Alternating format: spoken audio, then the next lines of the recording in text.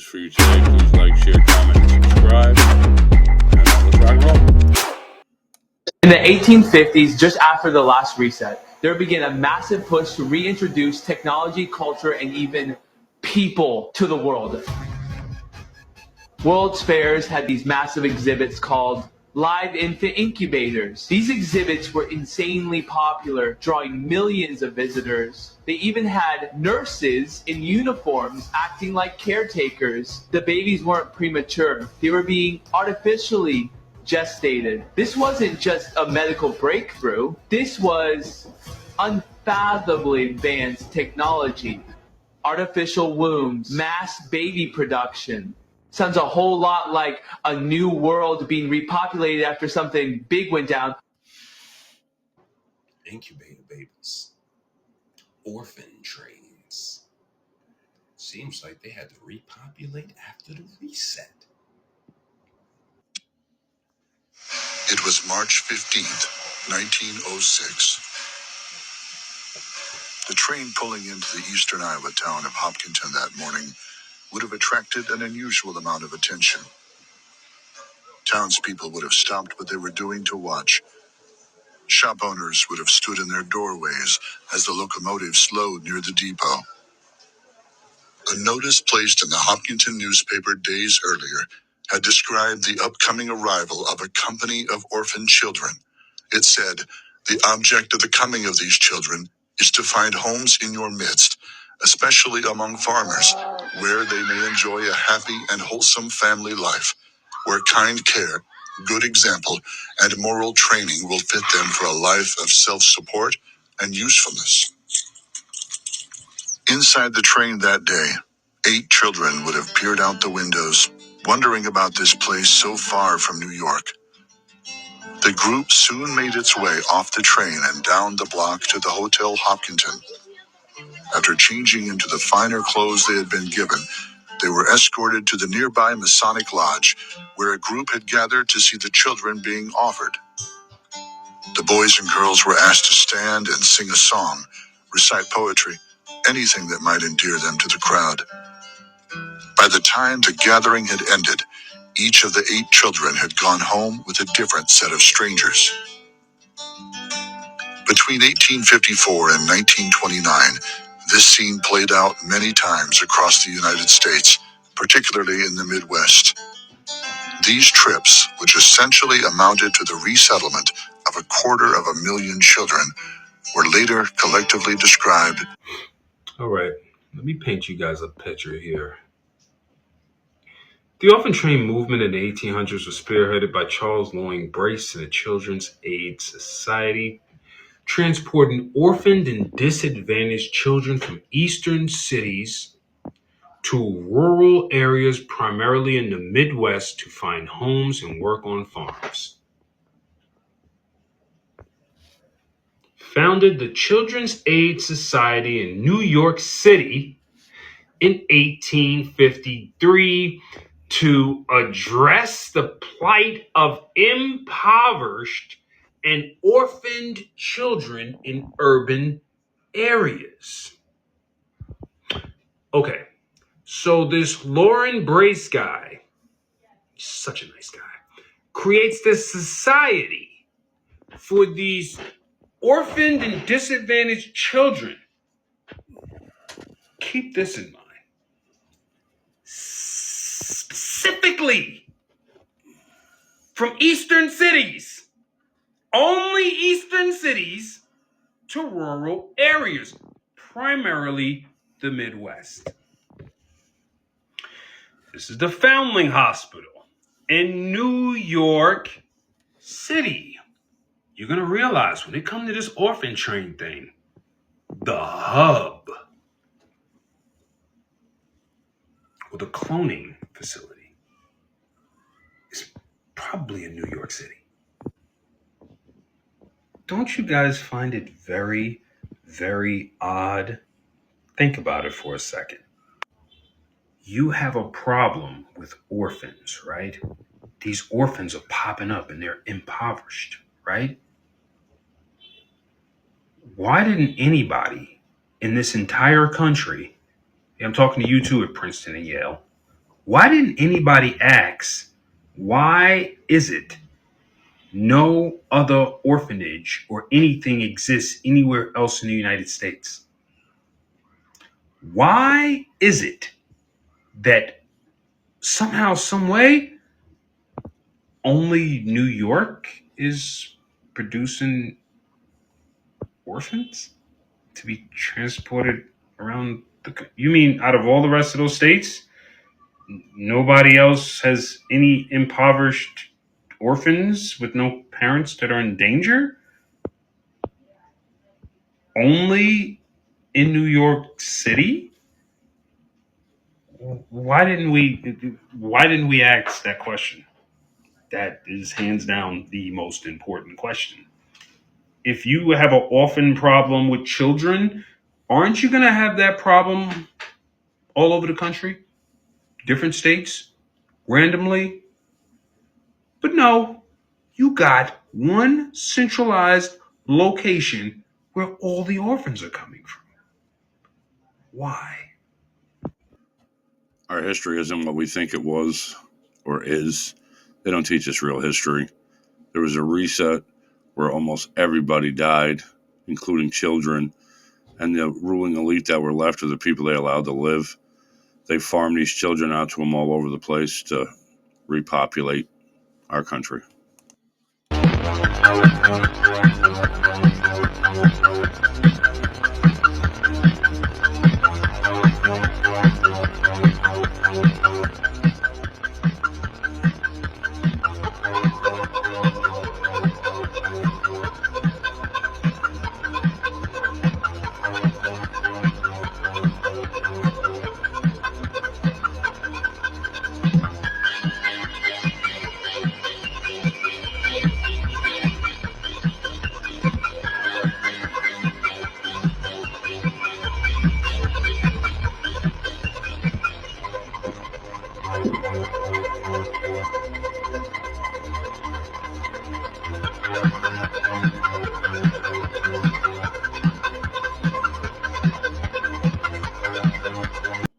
Empty, void of population.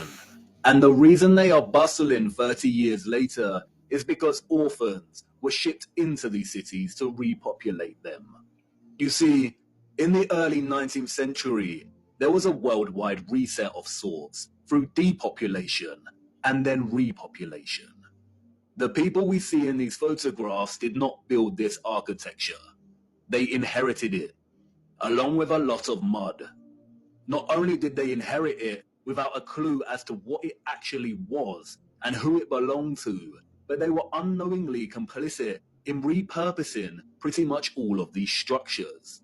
I know, none of this is making much sense at the minute. You are probably wondering why on earth these cities were empty and full of mud. What happened that meant governments needed to repopulate the earth?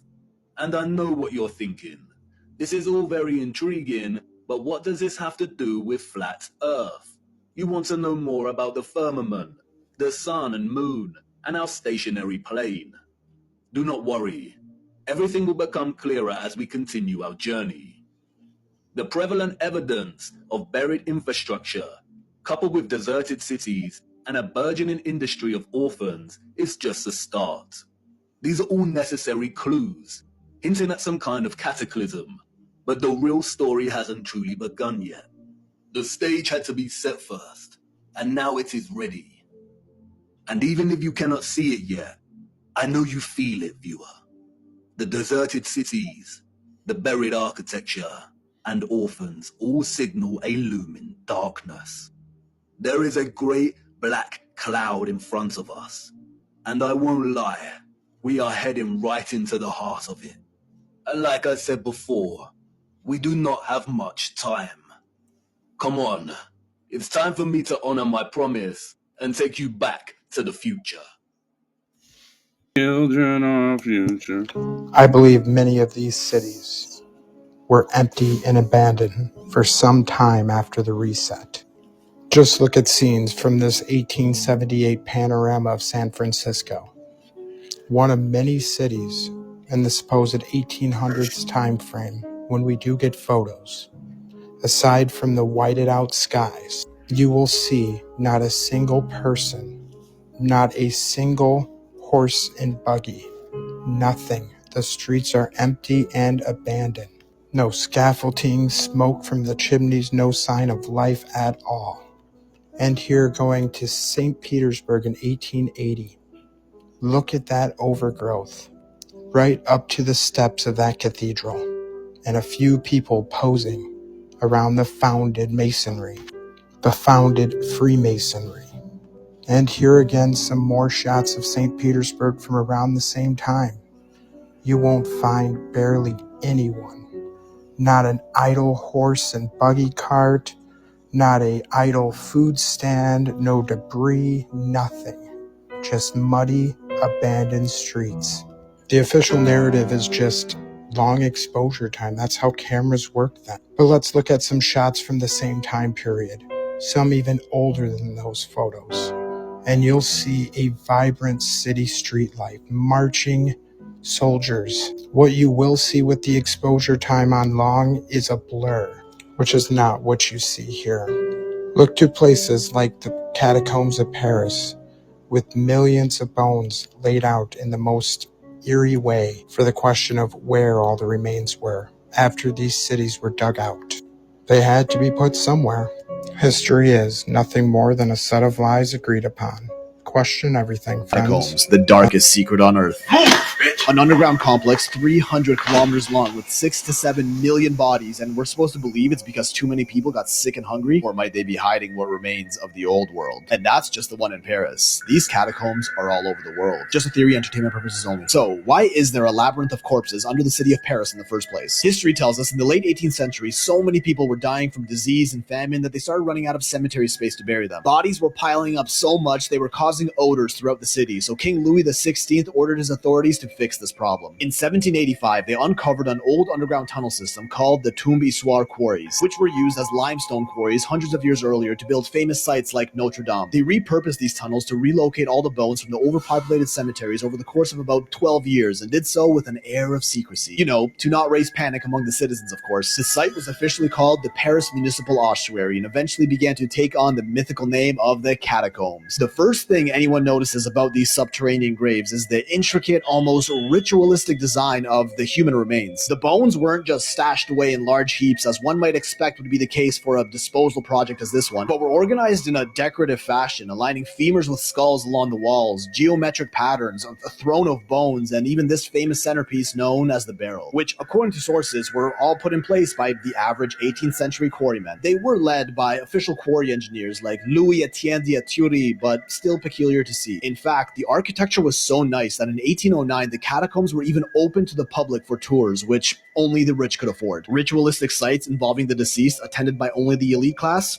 Some things never change. Now, why on earth would a literal mass grave be so intricately decorated for presentation in a borderline victorious manner like they were celebrating something? But no, they were just moving some bones out of the way, nothing to see here. Let's do some math. 6 to 7 million bodies moved over the course of 12 years as claimed means 57 to 67 bodies moved every hour, night and day for 12 years straight. That's one body, which contains several bones, moved into place in carefully designed patterns every minute, day and night, non-stop for 12 years, which could be possible given a sizable workforce. Just quite impressive to say the least, especially given their incredible design. But the question does arise, where do you get 6 to 7 million bodies in a city with a population of just about 600,000 at the time? That's 10 times the population of Paris in the 1780s, and even about 3 times Paris's population today. I understand these bodies have accumulated over centuries, but the population was even lower in previous generations. Not to mention, even most bones do decompose and become extremely brittle within 100 years, so where did all these remains come from? Disease and famine is the main explanation we're given. Even Great Britain was having the same problem of overflowing cemeteries around the same time. It's almost like there was an old world here before us that got wiped out in a short period of time, and they needed a place to hide hide all the bodies, which reveals these Paris catacombs were merely the tip of quite an extensive shaft. As we see hidden mass grave sites like these all around the world, like in Odessa, Ukraine, home to the largest catacombs in the world. 2,500 kilometers of tunnels dug into limestone bedrock dating to about the 17th century. Also used as a quarry and never officially to store bones of the deceased, but the majority of these tunnels haven't even been explored yet. Documentation of these catacombs is extremely limited, almost like they didn't want anyone to know what's down there, with large areas even being off limits to the public. Rumors claim that up to 1 million bodies may be buried down there, but on record, there's none, which is kind of odd given they're officially called the Odessa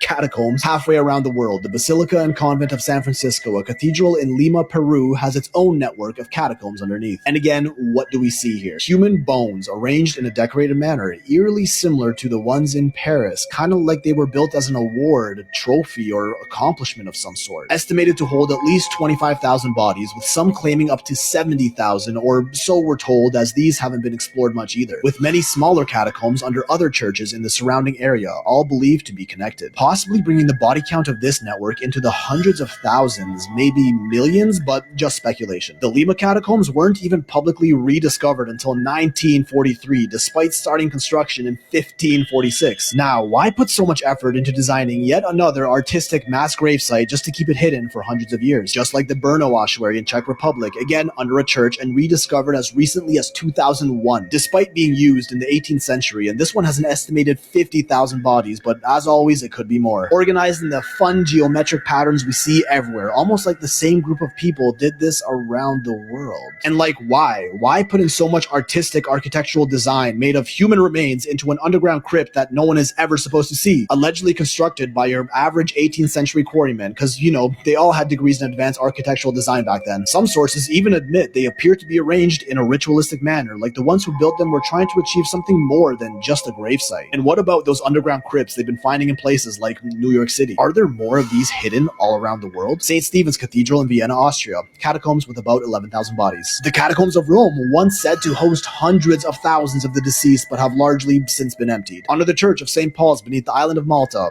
more catacombs. This list is endless. Almost always found directly under a church or cathedral. The obvious answer is they want to honor the dead by burying them under places of worship. Unless it was the churches that were strategically built on top of the catacombs. A perfect hiding spot for mass graves that nobody would accidentally stumble upon while keeping the majority of their known tunnels off limits to the public. These are just the ones we know about. There could be many more under major cathedrals in every city. So did all these places just happen to have body overpopulation issues in the past they solved by ceremoniously decorating underground caverns with skulls and femurs? And today, we're A-okay, despite global population skyrocketing. Or maybe there was something back then that resulted in a huge spike of bodies.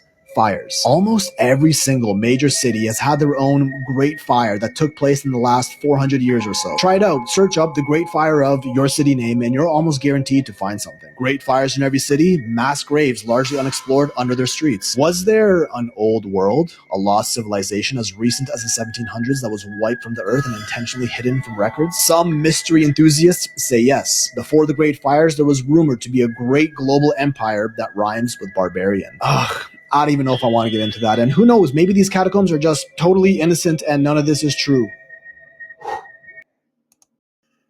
Very interesting videos.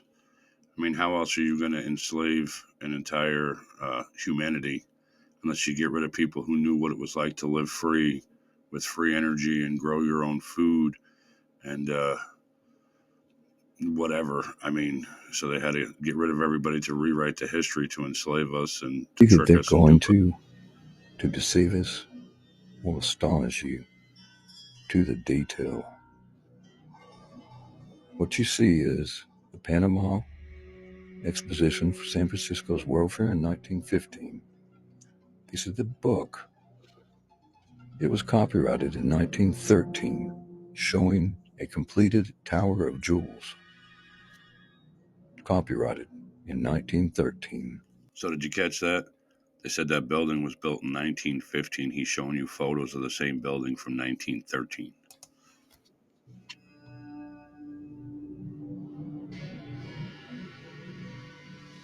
Here we have more buildings already existing and copyrighted in 1913.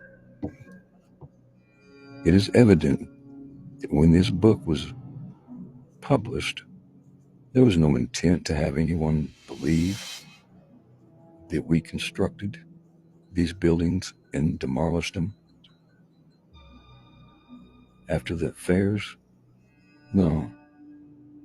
Copyrighted 1913. The distortion obviously came after this period.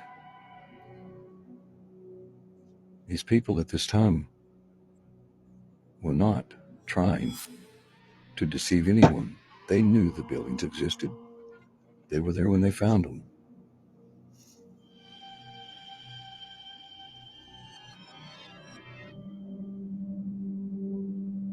These are huge buildings, massive. The Tower of Jewels alone is 435 feet tall with a 200-foot arch in it. Copyrighted 1913.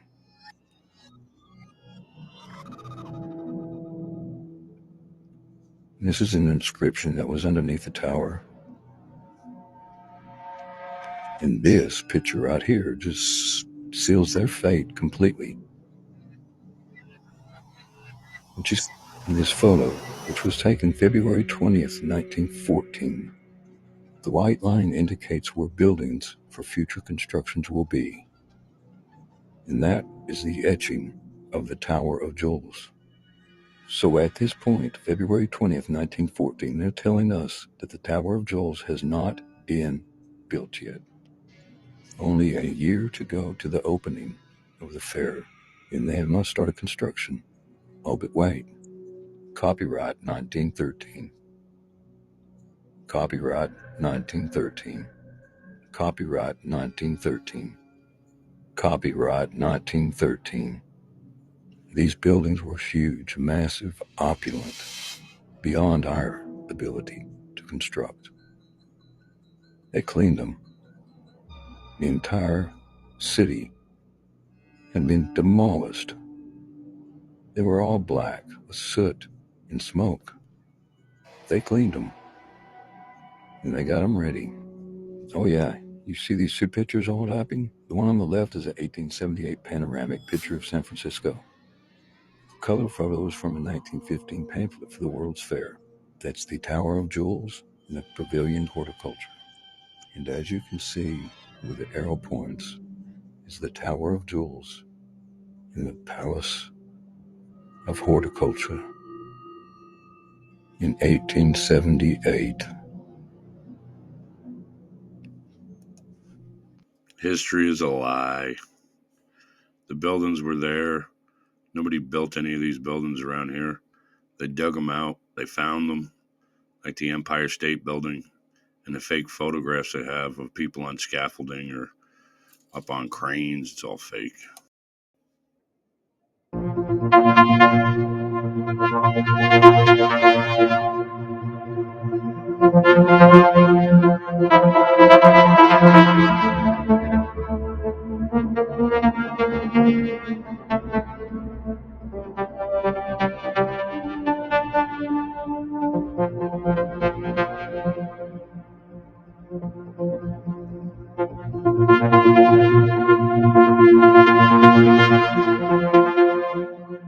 Looks like we're unburying the past.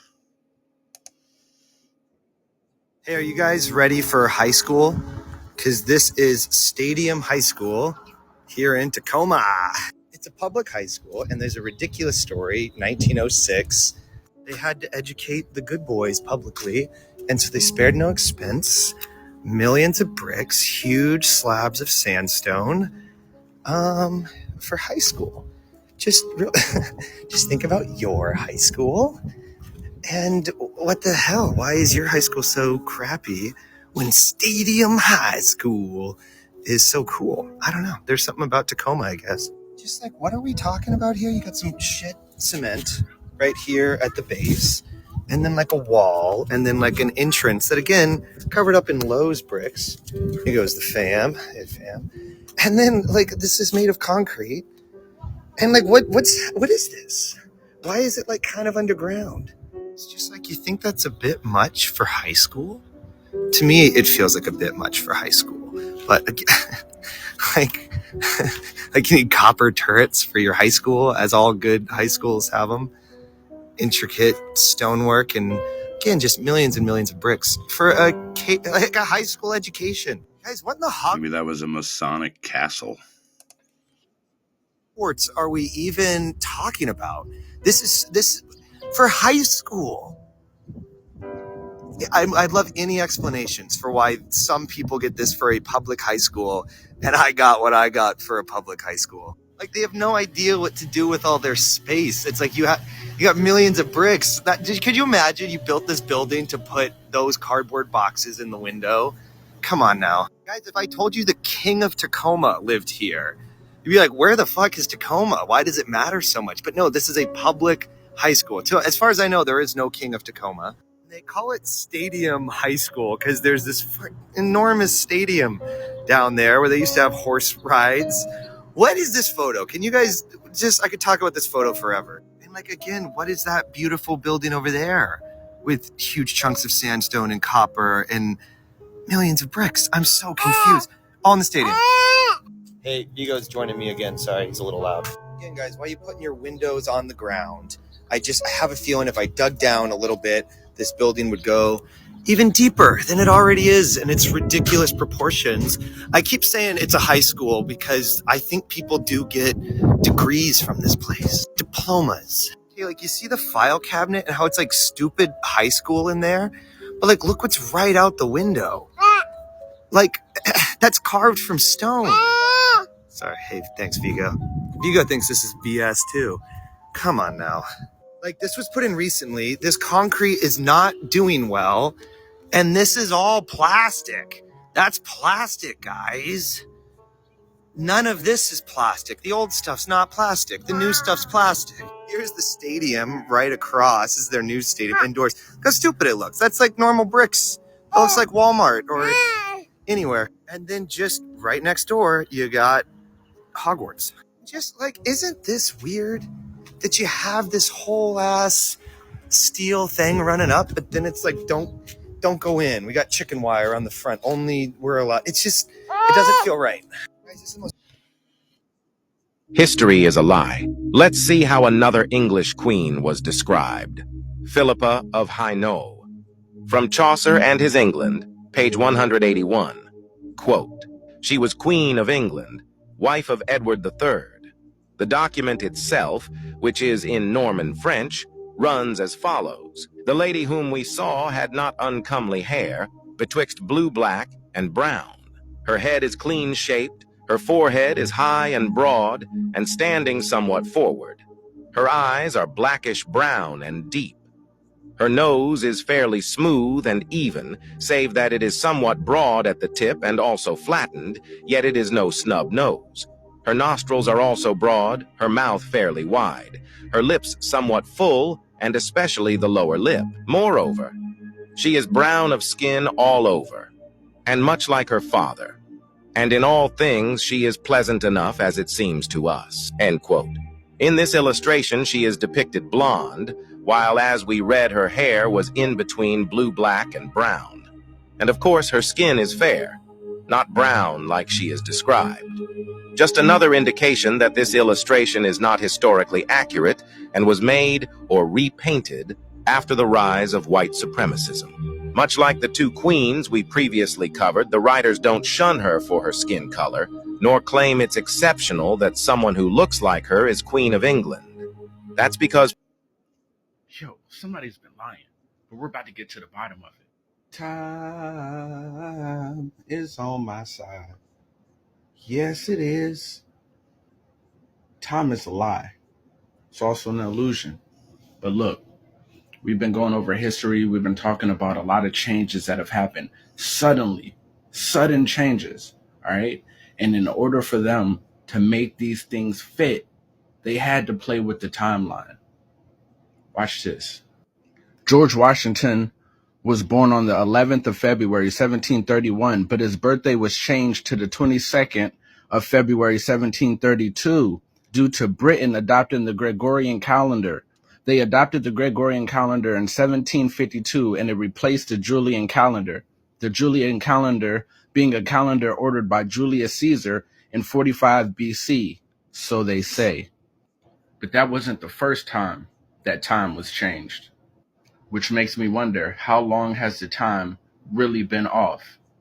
Listen close. What if everything you knew about time was a lie? According to German historian Herbert Illig, the year isn't 2023, it's 1726. The German historian claims that the Gregorian calendar is a fake and that most of the Middle Ages never happened. It sounds like something a crazy person would say, but Herbert isn't insane. He's a scientist who says he has archaeological evidence to prove what he's calling the phantom time hypothesis. Herbert says the conspiracy began with Pope Sylvester II, Byzantine Emperor Constantine VII, and Roman Emperor Otto III. These three powerful men of the ancient world got together and changed the calendar. Emperor Otto wanted his reign to start in the year 1000 AD instead of when it really started in 996 AD. The reason behind this was that Otto thought 1000 sounded a lot better than 996. The trio then altered documents and created false historical events to make it happen. But they didn't just alter 4 years, they made up 297 years of history. The thought process behind the theory is that between 614 AD and 911 AD, nothing historically significant happened, and Herbert says there are discrepancies between the Julian calendar and the Gregorian calendar. He believes that the architecture in the 10th century was far too modern for when it was supposedly built. There are now supporters who believe the Middle Ages was 300 years shorter than it really was. That would mean Jesus Christ died 1700 years ago, not 2000 years ago like most biblical scholars would claim. Herbert and others who support his theory say there are documents that prove it, and apparently the church is in on it too, knowing full well that we are living in a completely wrong year. See that? They even lie about what year it is. Who knows what year it is?